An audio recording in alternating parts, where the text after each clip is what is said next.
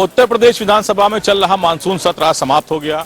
अखिलेश यादव और मुख्यमंत्री योगी आदित्यनाथ ने लंबा चौड़ा भाषण दिया। सदन में उन्होंने किसान और बेरोजगार युवाओं के मुद्दे उठाए और इसके अलावा कहा कि पहले सांड जिस तरह से स्लॉटर हाउस पहुंचते थे, अब वो जो गौशालाएं बनाई गई हैं वहां पर वो जाते हैं। उन्होंने कई तरह के आरोप भी लगाए और कहा कि जिस तरह से पहले योजनाएं चलती थी लेकिन वो पूरा पैसा तक सरकारें खर्च नहीं कर पाती थी, अब उत्तर प्रदेश की सरकार लगातार युवा, बेरोजगार और महिलाओं के लिए काम कर रही है। फिलहाल सदन में आज कई ऐसे मौके भी थे जहां पर चुटकियां भी ले गई। मुख्यमंत्री योगी आदित्यनाथ ने शिवपाल सिंह को कहा कि आपकी वो जगह सही नहीं है जहां पर आप बैठे हैं, क्योंकि वहां पर आपको पूरा सम्मान नहीं मिल रहा है। अखिलेश यादव को भी उन्होंने कहा कि अखिलेश यादव को आपको समझाइए कि वो किस तरह की राजनीति करें। तो फिलहाल आज कई तरह के नोकझोंक भी हुई और तीखी बहस भी हुई।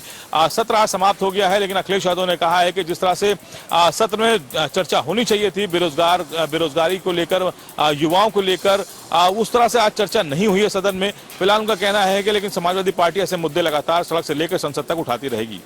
कैमरा पर्सन आशीष के साथ तौखीर किदवई, जनता टीवी, लखनऊ। 5 दिन के इस मानसून सत्र में तमाम मुद्दों को उठाया गया, खासकर मणिपुर या फिर किसानों के मुद्दे के साथ साथ उत्तर प्रदेश विधानसभा की जो 2023 की नई नियमावली बनी है वो भी चर्चा का विषय रही। कानून व्यवस्था के साथ साथ तमाम ऐसे मुद्दे भी थे जो सरकार को घेरते विपक्ष नजर आया, लेकिन सरकार भी तमाम आरोप लगाते हुए विपक्ष पर मुख्यमंत्री योगी आदित्यनाथ नजर आए कि उनकी सरकार में सड़क पर नमाज होती थी और उनकी सरकार में सड़क पर नमाज नहीं होती है। कृष्ण जन्माष्टमी समाजवादी पार्टी ने मना कर दिया था, लेकिन सरकार ने भारतीय जनता पार्टी ने इस कृष्ण जन्माष्टमी को भी सुचारू रूप से चालू कराया है और तमाम ऐसे आरोप थे जो समाजवादी पार्टी पर लग रहे थे। अखिलेश यादव को घेरते हुए नजर आए मुख्यमंत्री योगी आदित्यनाथ। उनका कहना था कि जिस तरीके से ओम प्रकाश राजभर अभी मौका रहते भारतीय जनता पार्टी में शामिल हुए, उनको नसीहत भी दे रहे थे शिवपाल यादव को कि समय रहते शिवपाल यादव आप देख भी लीजिए, और चाचा कहते तमाम बार संबोधित किया, जिसमें अखिलेश यादव को रिझाते नजर आए। कमोबेश अगर पूरे विधानसभा सत्र की बात की जाए तो जातिगत जनगणना को लेकर भी पहले दिन से और आखिरी दिन भी लगातार सवाल उठाए गए। कमर सदियात के साथ रूप सिंह, जनता टीवी, लखनऊ। विधानसभा के मानसून सत्र का आज अंतिम दिन था और सदन में नेता विरोधी दल अखिलेश यादव और सीएम योगी आदित्यनाथ दोनों आमने सामने थे। जहां तक नेता विरोधी दल की बात है तो उन्होंने सरकार पर कई सवाल खड़े किए। उन्होंने कहा अयोध्या में 84 कोसी परिक्रमा में जो मार्ग है, पौराणिक पेड़ थे, उनको सरकार ने कटवा दिए, जब ऐसे पेड़ों को शिफ्ट करना चाहिए। उन्होंने किसानों की दुगनी आय के सरकार के दावों को मजाकिया लहज़े करार किया और कहा किसानों का कहाँ दुगनी हुई। महंगाई पर भी उन्होंने सवाल उठाए। जो सरकार ने 135 करोड़ पेड़ लगाने दावा किए तो अखिलेश यादव ने कहा वो पेड़ कहाँ गए, आपके आंकड़े हवाई हैं। टमाटर की महंगाई और प्याज की महंगाई पर भी उन्होंने सवाल खड़े किए। उन्होंने कहा कि जहाँ किसानों को कोई राहत पैकेज देना चाहिए सरकार को, लेकिन कोई पैकेज नहीं दे रही है। 47 जिलों में बाढ़ के हालात हैं, वहाँ पर कोई जो है राहत नहीं दी जा रही है। तो इसको लेकर के कई सवाल उठाए। वहीं सीएम योगी आदित्यनाथ ने कहा कि हमारी सरकार में सड़क पर नमाज नहीं पढ़ी जाती है, जन्माष्टमी पर प्रतिबंध नहीं है। दूसरी, हम लगातार जो है चौतरफा विकास के काम कर रहे हैं, हमारी सरकार विकास के रास्ते खोल रही है और किसी पर कोई प्रतिबंध नहीं लगा रही है। योगी आदित्यनाथ ने यहाँ तक कि चाचा और भतीजे के संबंधों को लेकर भी सवाल खड़े किए, लेकिन फिर भी अखिलेश यादव मुस्कुराते रहे और जैसे सदन का अंतिम दिन जो है आज बीत गया। अब देखना है अगले सत्र में क्या होता है और अगले सत्र में क्या हालात आते हैं। कैमरामैन रियाज के साथ टीएन मिश्रा, जनता टीवी, लखनऊ।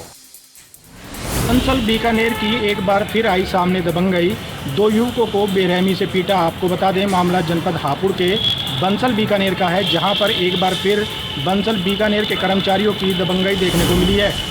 वहीं आज 2 युवक जो खाना खाने आए थे, उन दोनों युवकों पर बंसल बीकानेर के कर्मचारियों ने बेरहमी से बंसल बीकानेर की एक बार फिर आई सामने दबंगई, 2 युवकों को बेरहमी से पीटा। आपको बता दें मामला जनपद हापुड़ के बंसल बीकानेर का है, जहां पर एक बार फिर बंसल बीकानेर के कर्मचारियों की दबंगई देखने को मिली है। वहीं आज 2 युवक जो खाना खाने आए थे, उन दोनों युवकों पर बंसल बीकानेर के कर्मचारियों ने बेरहमी से दौड़ा कर पीटा है। वहीं यह वीडियो सोशल मीडिया पर वायरल हो रही है। लगातार बंसल बीकानेर सुर्खियों में बना हुआ है। कुछ दिन पूर्व भी बंसल बीकानेर में एक युवक घेवर लेने आया था जिसमें मरा हुआ कॉकरोच निकला था। जब उसने उस चीज़ को जाकर बंसल बीकानेर के कर्मचारियों से उसकी शिकायत की तो बंसल बीकानेर के कर्मचारियों ने उस युवक के साथ भी अभद्र भाषा का प्रयोग किया और उसके साथ मार पिटाई करने की कोशिश की। लेकिन अब देखने वाली बात होगी कि बंसल बीकानेर कर्मचारियों पर आखिरकार पुलिस कब कार्रवाई करती है।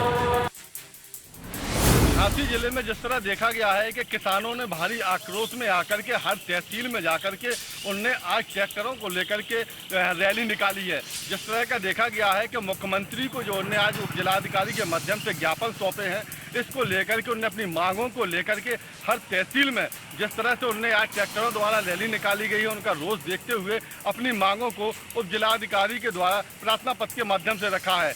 आज बात करें अगर झांसी की, तो झांसी के मऊरानीपुर में, गुरसराय में, टहरौली में, कटेरा है जैसे यहाँ पर, और बबीना है, यहाँ पर विभिन्न जगह उन्होंने किसानों ने एकत्र होकर और जो यहाँ पर ट्रैक्टरों के माध्यम से शहरों में बीच में लेकर के भारी सैकड़ों की तादाद में ट्रैक्टर हुए जो ग्रामीण क्षेत्रों से किसान आए थे, उन किसानों एकत्र होकर प्रशासन ने भी चाक चौबंद व्यवस्थाएं की थी चौराहों पर। उन चौराहों से निकलते हुए काफी ट्रैक्टरों में बैठकर किसानों ने नगर में भ्रमण किया, जिससे रैली निकाली गई है और उनने चौराहों पर पहुंच करके उप जिलाधिकारी के माध्यम से मुख्यमंत्री के नाम अपनी मांगे प्रार्थना पत्र दिया है, जिसमें उनकी मांगे रही हैं।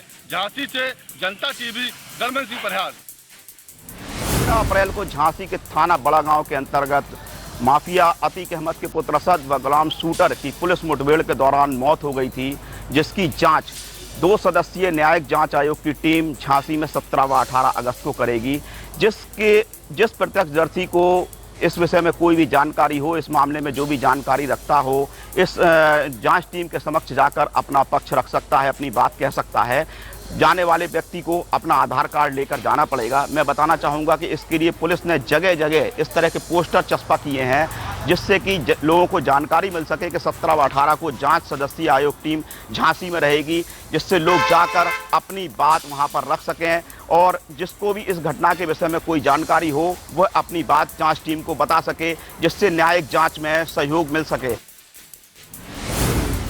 नेतृत्व के आह्वान पर भारतीय किसान यूनियन टिकैत के संगठन के पदाधिकारियों ने किसानों के साथ मिलकर विशाल ट्रैक्टर तिरंगा यात्रा निकाली और जमकर हल्ला बोला।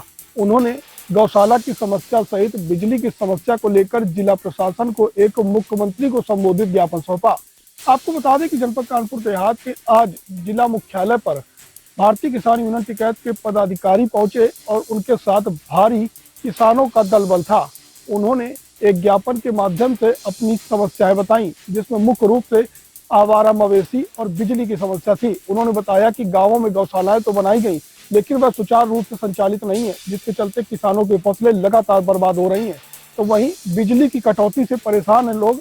उन्होंने कहा कि उनकी फसलों में पानी नहीं पहुंच पा रहा है। जहां सरकार 18 घंटे बिजली देने की और किसानों का बिल माफ करने की बात कर रही है, तो वहीं 6 घंटे बिजली मिल रही है, तो किसानों से लंबा चौड़ा बिल भी लिया जा रहा है। बिजली विभाग में भ्रष्टाचार इस कदर हावी है कि 4 लाख के बिल को 10,000 में ही निपटाने की बात कही जाती है।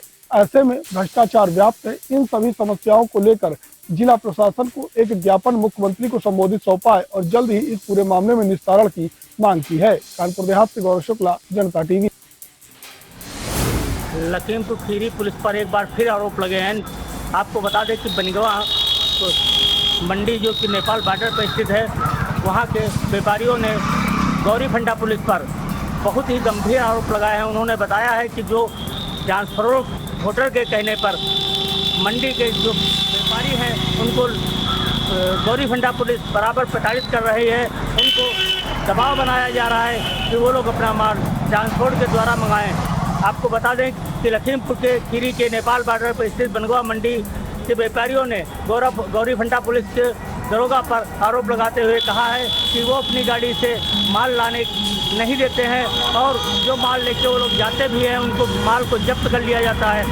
ट्रांसपोर्टरों से सामान मंगाओ, नहीं तो हमारा माल जाने नहीं देंगे, ये गौरी फंडा पुलिस का कहना है। लखीमपुर से जो दिल्ली के लिए बसें चलती हैं, वहाँ से गौरी फंडा के लिए जो सामान आता है तो पलिया जो सामान बलिया तक पहुंचता है उसका किराया मात्र 200-250 रुपये पड़ता है, और जबकि बलिया से बनगवा की दूरी मात्र 30 किलोमीटर है, वहाँ का किराया 400 से 500 रुपये व्यापारी से वसूला जाता है। इसलिए व्यापारी स्वयं अपनी गाड़ी में माल डालकर बनगवा मंडी ले जाते हैं। लेकिन गौरीफंटा पुलिस जो है वो व्यापारियों को प्रतिहत करती है और माल ले जाने पर रोक लगाती है कि अपनी गाड़ी से आप माल नहीं ले जा सकते हो, अगर माल ले जाओगे तो जब्त कर लिया जाएगा। जिसके चलते व्यापारियों ने आज बनगवा मंडी को बंद कर गौरीफंटा पुलिस को जो कोतवाली है उसका घेराव किया। कोतवाली गेट के सामने उन्होंने बैठ के धरना प्रदर्शन जारी किया है। सुबह 9 बजे से धरना प्रदर्शन चल रहा है। अभी तक कोई भी सक्षम अधिकारी मौके पर नहीं पहुंचा है, ना ही व्यापारियों की कोई मांग मानी गई है। व्यापारी भी अपनी मांग मंगवाने के लिए कोतवाली के गेट के सामने धरने पर बैठे हुए हैं। देखना यह होगा क्या लखीमपुर के उच्चाधिकारी जो हैं क्या उस गौरीफंटा जो कोतवाली है वहां पहुंच के व्यापारियों को समझाते हैं, उनको मनाते हैं, या गौरीफंटा पुलिस जो कि व्यापारियों का उत्पीड़न कर रहे हैं उनके ऊपर कार्रवाई करते हैं। जनता टीवी लखीमपुर, राजेश शुक्ला।